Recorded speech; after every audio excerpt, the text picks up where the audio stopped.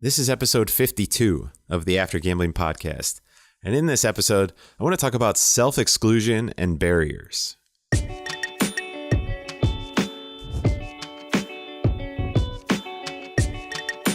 Hey there, and welcome to the After Gambling podcast. My name is Jamie. I'm a compulsive gambler, and I'm also the host of this show. The last time I gambled was July 15th of 2010. Today, I wanted to devote an entire episode to talking about barriers, specifically self-exclusion. And it's one of those things that I think it's an awesome step to take. Obviously, anything that is a barrier that prevents you from gambling, and self-exclusion is one of the best ones because you go to the casino, or if it's on an app, you go on and you self-exclude. You say, do not let me come back here and gamble again. That's an awesome way to make sure that you don't gamble again, right? Well, I think it is, and I think it's an important piece of so many people's recovery.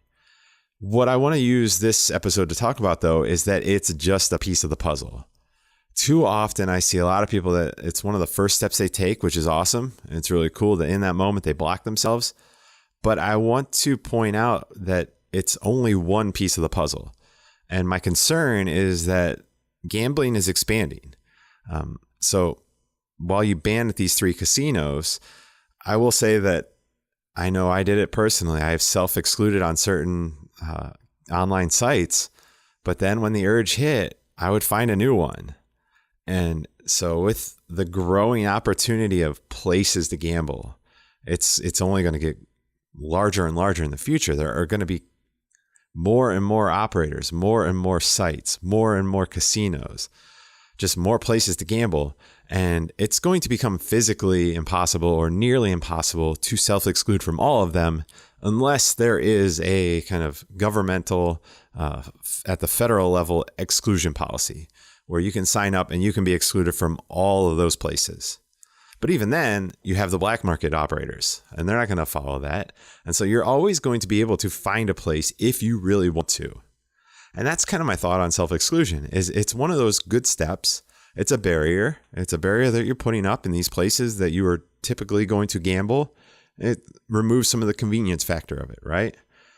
But I just don't want it to be viewed as the do this and everything else will kind of work its way out, because there's always going to be an opportunity to gamble somewhere else.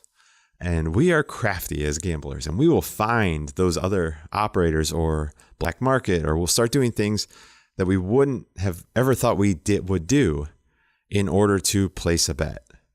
So self-exclusion is a wonderful thing. This is not something that is I'm not suggesting that you don't self-exclude. I think self-exclusion is awesome. It's an awesome step if you've already done it. If you haven't done it, I think it's a good step to take as well, because it will make it so that you cannot gamble there. But like I said, it's only one piece of the puzzle, because there's always going to be some other opportunity. And that's where all the other barriers and kind of key steps of recovery, whether it's going to GA, working with a therapist, sharing your story, giving up complete control of your finances. I mean, talk about barriers. The best one to have when you're gambling is a barrier between you and your money. If you have to go through your spouse or a friend or a family member in order to access your money, that's a hell of a lot better of a barrier than just excluding at one casino or all the casinos around you.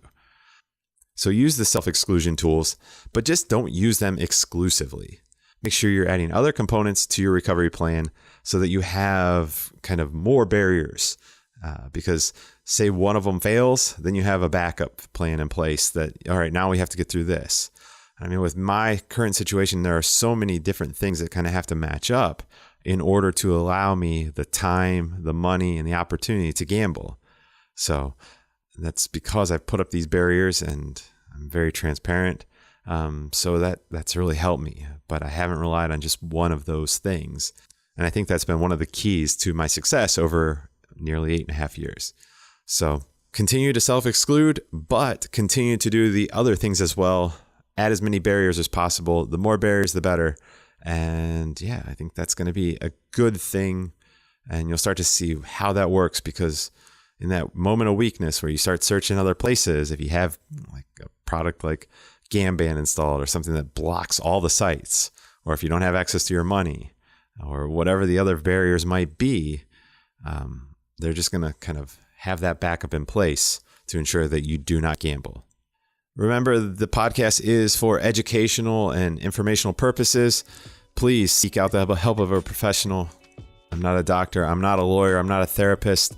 Please seek out the help of a professional when dealing with a gambling problem. It's a serious disease, a serious addiction, and you deserve to have the best treatment possible. Music for the podcast is Something Elated by Broke for Free and is licensed under the Creative Commons license. My name is Jamie. I'm a compulsive gambler, and I will see you in the next episode.